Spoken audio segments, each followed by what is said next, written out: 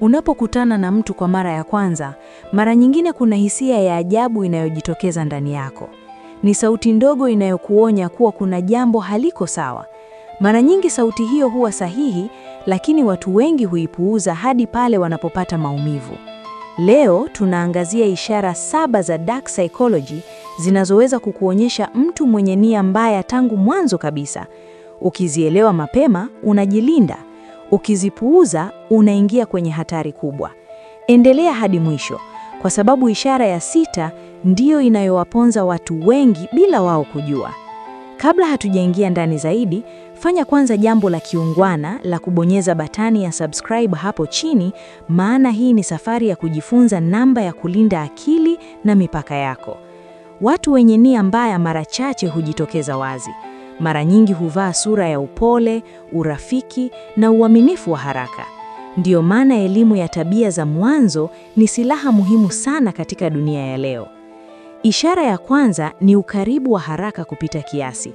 Mtu mwenye nia mbaya hujaribu kukukaribia kwa kasi isiyo ya kawaida. Anataka ujisikie salama haraka sana.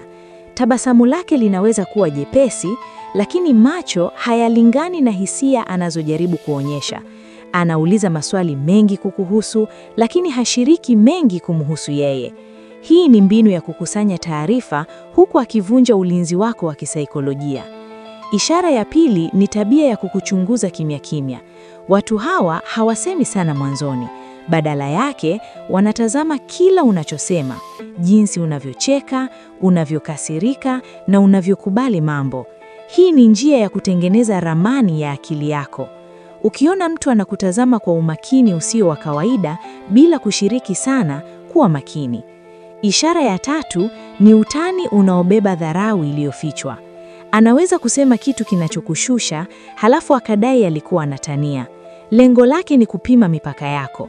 Anataka kuona kama utajitetea au utanyamaza. Hii humsaidia kujua kama unaweza kutumiwa baadaye. Ishara ya 4 ni hadithi zisizo na msimamo. Leo anajielezea kwa namna moja, kesho kwa namna nyingine. Maelezo hubadilika kulingana na hali. Hii hutumika kujenga taswira bandia ili kukuvutia, kukutisha au kukuchanganya. Ishara ya 5 ni lugha ya mwili yenye ujumbe wa chini chini. Unaweza kuhisi hali ya wasiwasi bila sababu ya moja kwa moja. Mtazamo, mikono au namna anavyosimama inaweza kukufanya ujisikie mdogo au usiwe huru. Mwili mara nyingi husema ukweli kabla ya maneno. Ishara ya 6 ambayo ni hatari zaidi ni kupandikiza mashaka madogo ndani yako. Anaweza kuuliza maswali yanayokufanya ujitilie shaka au kujiona huna uhakika. Hii ni mbinu ya kuharibu kujiamini kwako polepole.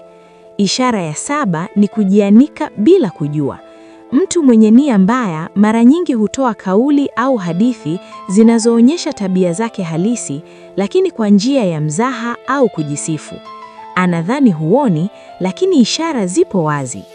Ukijifunza kusoma ishara hizi mapema, unajilinda. Kumbuka, mtu mwenye nia mbaya anaweza kujificha, lakini tabia zake haziwezi kujificha kwa macho yaliyo makini. Linda akili yako. Najua umejifunza kitu.